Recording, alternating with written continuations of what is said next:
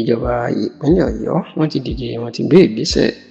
lórí rògbòdìyàn ńlá tó ṣẹlẹ̀ ní ìlú Ìbàdàn nílé Olúyọ̀lé ọmọ àjòròsùn lọ́jọ́ Ìṣẹ́gun sí ọjọ́rùú tí í ṣe ọjọ́ Tuesday sí Wednesday ọ̀sẹ̀ tá a wà nínú ẹ̀ yìí, èyí tí ẹ̀mí èèyàn mẹ́rin tó ṣòfò tọ́pọ̀ èèyàn tó tún farapa. Wọ́n ti gbé ìgbésẹ̀ lórí ọ̀rọ̀ náà o, tó sì jẹ́ pé níṣe ni ìjọba ló ti ṣe ìkìlọ̀ fún gbogbo àwọn oníṣẹ́ ibi àti àwọn tó fẹ́ dá wàhálà sílẹ̀ láti jẹ́ ká mọ̀ pé kò sí àyè fún ìjà ẹlẹ́yàmẹ̀yà tàbí ìjà burúkú kankan ní ìpínlẹ̀ Ọ̀yọ́. Ẹ rántí pé látọjọ́ Tuesday sí Wednesday ọ̀sẹ̀ tá a wà nínú èyí ní rògbòdìyàn ńlá ṣẹlẹ̀ láyé agbègbè Ọjọ́ tó wà ní ìjọba ìbílẹ̀ Akínyẹlé ní ìlú Ìbàdàn yìí ní ìpínlẹ̀ Ọ̀yọ́, nígbà tí àwọn Haúsá àti àwọn Yorùbá tí wọ́n dojú ìjà kọra wọn tí ẹ̀mí èèyàn tí ó sì sùn. Bó ṣe jẹ́ pé tẹlifíṣàn Yorùbá Tòótọ́ gbọ́ pé ọ̀rọ̀ owó POS point of sales ìyẹn POS táwọn èèyàn ti ń gba owó tó ti fi owó ránṣẹ́ káàkiri àdúgbò ní ló di wàhálà. Wọn lọ́kùnrin onímárúwá kan ni ó lo POS kan tó sì ti rí owó gbà ṣùgbọ́n tí nẹ́tíwọ̀kì tí ò dáa, èyí tó jẹ́ pé owó tí ó ṣe ìyẹn tó ń pè ní transfer kò wọlé síbi tó ti gbowó.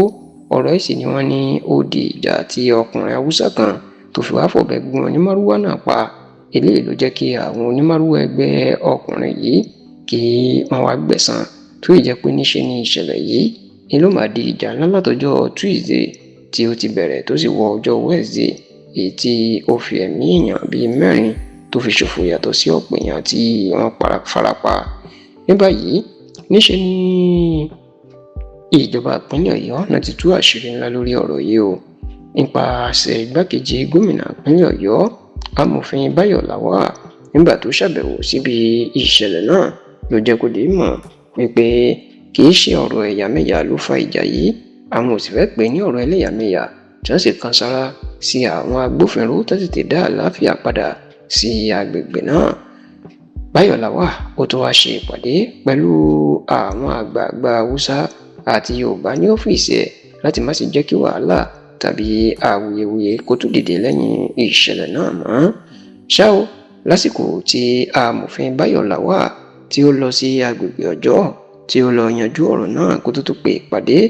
àlàáfíà sínú ọ́fíìsì ẹ̀, àwọn tí wọ́n jọ kọ́wọ̀ọ́rìn lọ síbẹ̀ ní akọ̀wé ìjọba ìpínlẹ̀ Ọ̀yọ́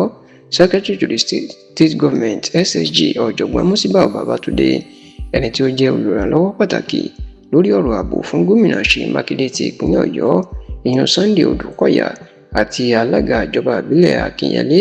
tí ìjà náà ti ṣẹlẹ̀ ìyẹn Honorable Wọlé Akínlẹ́yẹ. Wọ́n jọ kọ́wọ̀ọ́rìn lọ síbẹ̀ ni.